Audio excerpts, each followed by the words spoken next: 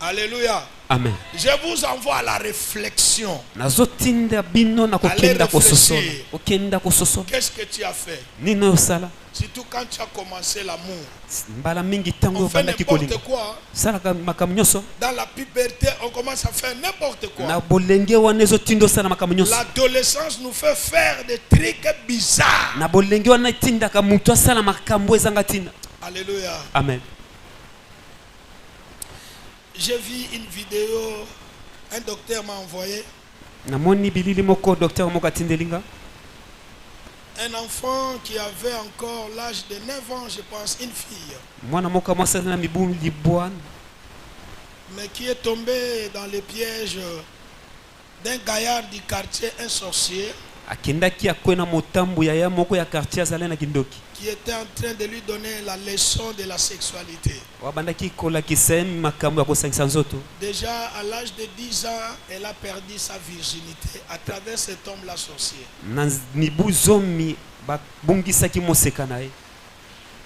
Et cet homme a commencé à coucher avec cette petite enfant. Une fillette là presque chaque jour.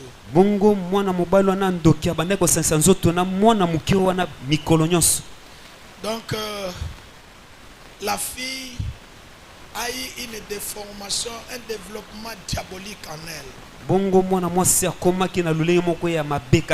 Elle n'avait plus peur même de son père, de ses parents, de ses aînés.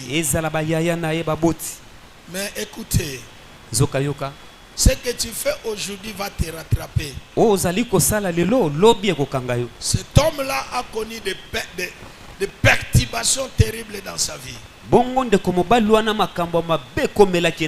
partait voir les devins, on lui disait il faut aller arranger quelque chose que tu as abîmé. Quand le prophète le voyait, il dit tu as abîmé quelque chose, il faut aller arranger. Il ne voyait rien jusqu'au jour où son esprit est retourné à ce qu'elle faisait à la fille. Maintenant, quelqu'un que tu as volé la virginité, comment vas-tu relier les cordons du sang que Dieu lui-même avait fermé? Tu connais la formule que Dieu a utilisée pour fermer ça? Écoutez-moi.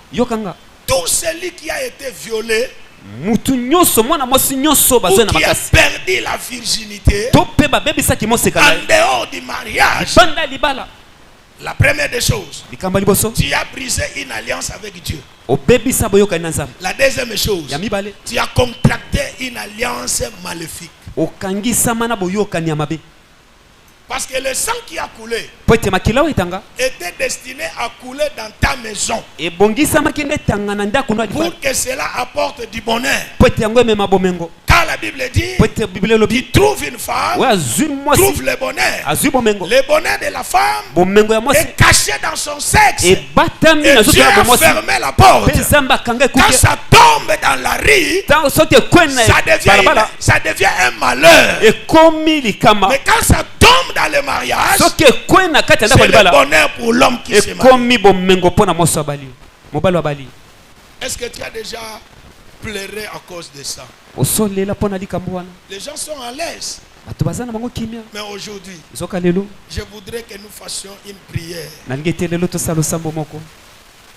que nous puissions réfléchir et que nous puissions prier un peu. Seigneur, révèle-moi ce que j'ai fait par le passé qui me réclame jusqu'à présent. Pardonne-moi, aide-moi. J'ai fait la délivrance d'un jeune garçon qui avait déjà une trentaine d'âge. Il a parcouru des églises, on lui a pris l'argent. Il sentait toujours mauvais, l'odeur de la toilette. Les filles commençaient à la fouiller. S'il va pour trouver un travail, cette odeur-là attrape les patrons On les chasse. Il ne pouvait rien faire. Alors un jour, je vais le voir. Je lui pose beaucoup de questions. Et par après, je lui dis, il y a quelque chose que tu as commis à la maison, que tu n'as pas encore confessé. Il va faire ça. Il dit, oh oui, je vois. Parle. Écoute, son oncle, c'était la maison de son oncle. L'oncle est parti en Angola. Alors sa femme qui était infidèle va convaincre le neveu à coucher avec elle. Je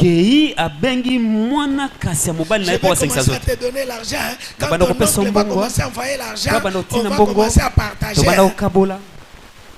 Alors, il a vécu le cœur de ces garçons qui a couché avec la femme de son oncle.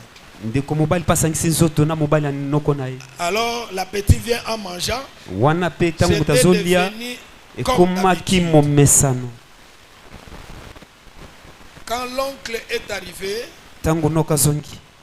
lui il a trouvé des astuces pour fuir la maison. Il est parti.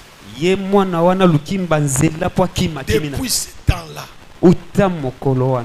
la vie du frère a été liée. Et quand il a commencé à renoncer, il pleurait amèrement. Et c'était le jour de sa délivrance. Bien-aimé, qu'est-ce que tu as fait par le passé? Au jour du malheur, réfléchis. Réfléchis. Les réflexions permettent à l'homme de créer de nouvelles bases, de nouveaux départs, de nouvelles choses dans son esprit. C'est pourquoi ce soir je voudrais que nous puissions prier. Regarde un peu le rétroviseur. D'où tu es sorti? Qu'est-ce que tu as déjà fait? Combien de grossesses avortées? Combien de maris d'autrui? Combien de femmes d'autrui? Combien de fois tu as causé du mal aux autres? Mais aujourd'hui tu es calme à l'église. Tu chantes, tu danses, tu pries. Quand les choses ne marchent pas, directement tu sous-entends les sorciers de la famille.